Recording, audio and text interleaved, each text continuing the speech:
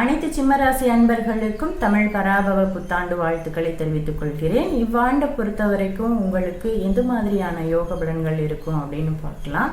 ராசிக்கு லாபஸ்தானமான 11ஆம் வீட்டில் இருந்த குரு விரயஸ்தானத்துக்கு வர ஜூன் மாதம் வரப்போறாரு. அவர் தரக்கூடிய பலன்கள் கெடுதலா நன்மையா அப்படின்னு பார்த்தோம்னா நிச்சயம் நல்ல பலன் தான். விரயஸ்தானத்தில் இருக்கக்கூடிய குரு உங்கள் ராசிக்கு அட்டமச்சனியாக இருக்கக்கூடிய சனியை பார்வை செய்ய போகிறாரு.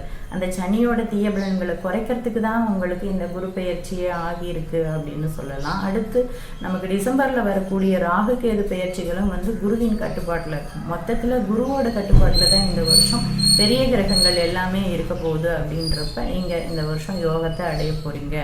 சென்ற ஆண்டில் பட்ட அவமானம், தடைகள், துன்பங்கள் அனைத்துல இருந்தும் உங்களுக்கு ஒரு விடுதலை கிடைக்கும் அப்படின்ற ஒரு அமைப்பு இருக்குது. நட்சத்திர அடிப்படையிலையும் சுய ஜாதகத்தில் இருக்கக்கூடிய தசாபுக்தியின் அடிப்படையிலையும் படிப்படியாக உங்களுடைய துன்பங்கள் நீங்கி நீங்கள் மென்மேலும் உயர்வதை உங்களால் கண்கூட உணர முடியும் அப்படின்றது தான். புகழுண்டு பெயருண்டு அப்படின்ற ஒரு அமைப்புகள்லாம் உங்களுக்கு இருக்குது.